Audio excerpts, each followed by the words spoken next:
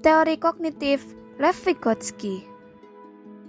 Halo teman-teman, kali ini kita akan membahas tentang teori kognitif perspektif Lev Vygotsky. Simak baik-baik ya. Pertama, mengenal Lev Vygotsky secara singkat. Lev Vygotsky lahir pada 17 November 1896 di Orsa, Rusia. Beliau dikenal karena kontribusinya pada bidang ilmiah psikologi dan pendidikan, khususnya pada teori sosiokultural. Pada teori sosiokultural, Lev Vygotsky lebih menekankan kemampuan kognitif anak dipengaruhi oleh sosial, bahasa, dan budaya, pada pentingnya interaksi sosial pada pembentukan pengetahuan anak dalam pengembangan kemampuan mental. Seperti dalam beberapa poin yang dikemukakan oleh Lev Vygotsky. 1. Interaksi antara orang dewasa dan anak memberikan pemahaman bagi anak.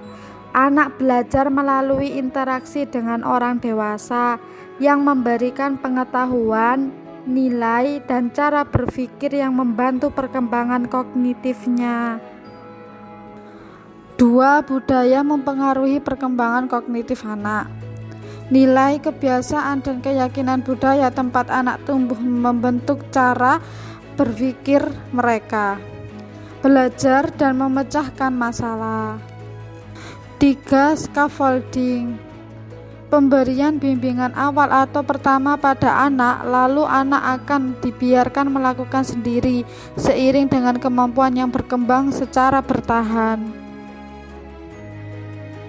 Zona of Proximal Development atau ZPD. Konsep zona perkembangan proksimal yang menunjukkan bahwa pembelajaran harus dimulai dari batas atas kemampuan anak untuk mengorganisasikan pengetahuannya secara mandiri. Selanjutnya, mengenal konsep Zone of Proximal Development atau ZPD. Zone of Proximal Development menurut Vygotsky adalah batas kemampuan anak di mana anak bisa melakukan sendiri, belum bisa tanpa bantuan, dan apa yang bisa dicapai dengan bimbingan orang dewasa atau teman sebayanya. Konsep Zone of Proximal Development atau ZPD antara lain: pertama, anak melakukan tindakan masih butuh bantuan atau bergantung dengan orang lain, seperti memakai kaos kaki dan sepatu. Kedua, anak melakukan tindakan mulai pada rasa inisiatif sendiri, akan tetapi pada tahap ini anak masih terdapat kesalahan, seperti memakai sepatu terbalik antara kanan dan kiri. Ketiga, anak melakukan tindakan sudah peningkatan dalam melakukan secara spontan tanpa ada perintah dari orang dewasa, seperti memakai sepatu dan kaos kaki sebelum berangkat sekolah. Keempat, anak melakukan tindakan spontan yang dilakukan secara berulang-ulang hingga anak siap melakukan sesuatu tanpa ada contoh, seperti melakukan hal-hal yang dilakukan sebelum berangkat sekolah sesuai urutannya.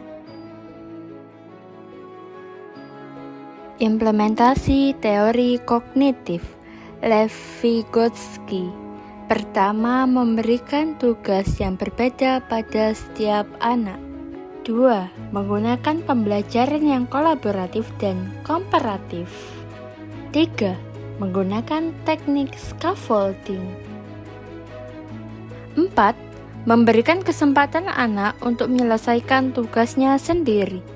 5. Menyediakan lingkungan belajar yang nyaman dan mendukung perkembangan anak. Kesimpulan: